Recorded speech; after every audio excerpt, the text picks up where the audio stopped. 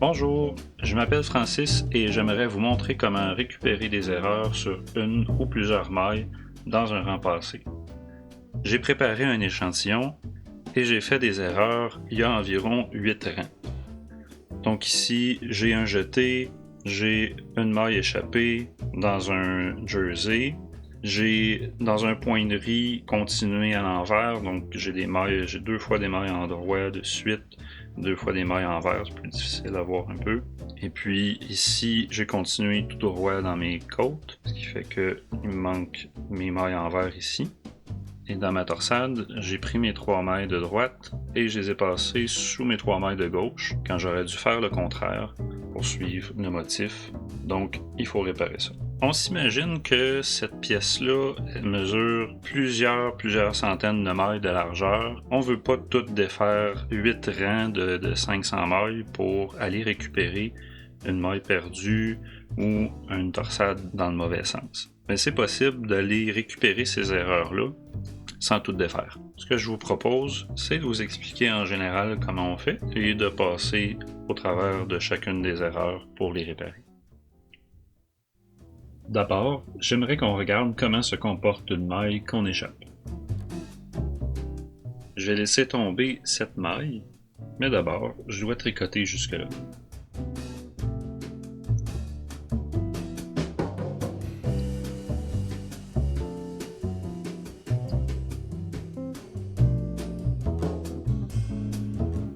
Qu'est-ce qui arrive quand on laisse tomber une maille de l'aiguille gauche?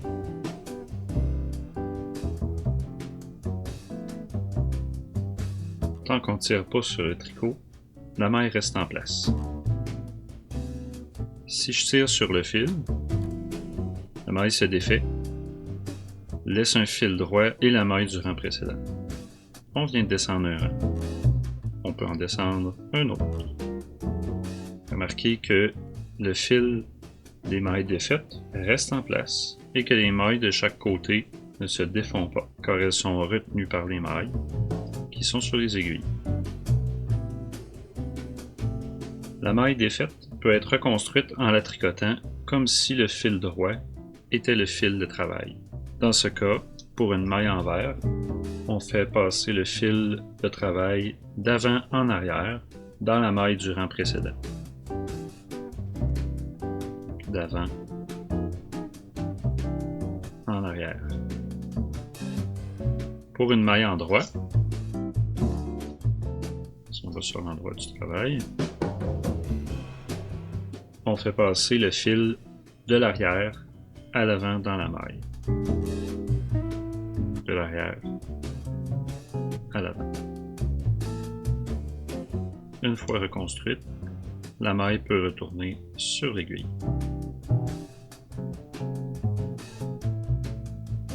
On peut aussi défaire plusieurs mailles de largeur.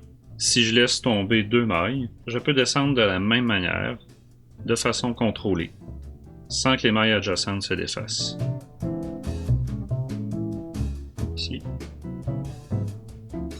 Et j'ai encore 2 mailles. Et les colonnes de chaque côté sont toujours intactes. Je peux reconstruire aussi facilement les mailles en utilisant les fils tombés, par exemple avec un crochet,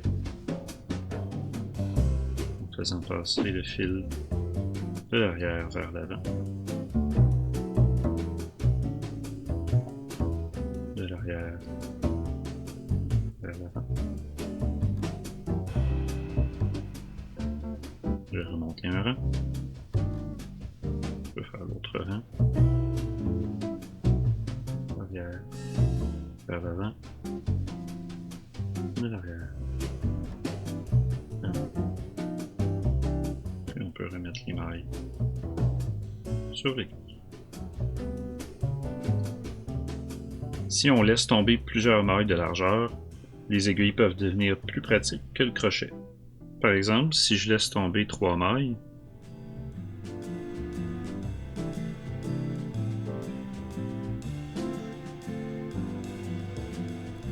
j'utilise une aiguille, je récupère les mailles sur une aiguille de gauche.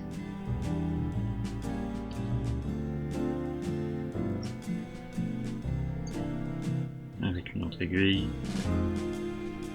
Je viens tricoter en utilisant le premier fil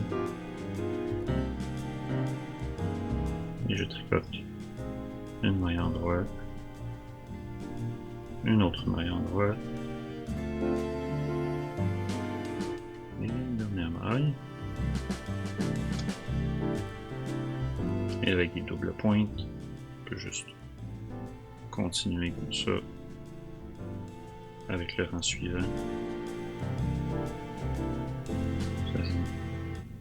Une maille en droite,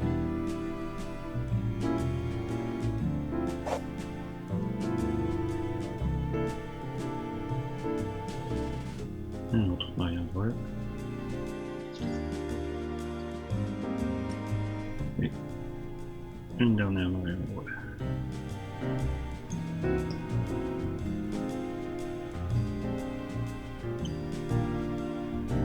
Puis on peut redéposer les mailles sur l'aiguille principale. On peut ainsi descendre aussi loin et aussi large que nécessaire dans les rangs précédents pour corriger une erreur. Dans le prochain vidéo, on s'attaque à la première erreur dans le point de riz et on discute du sens des mailles sur les aiguilles.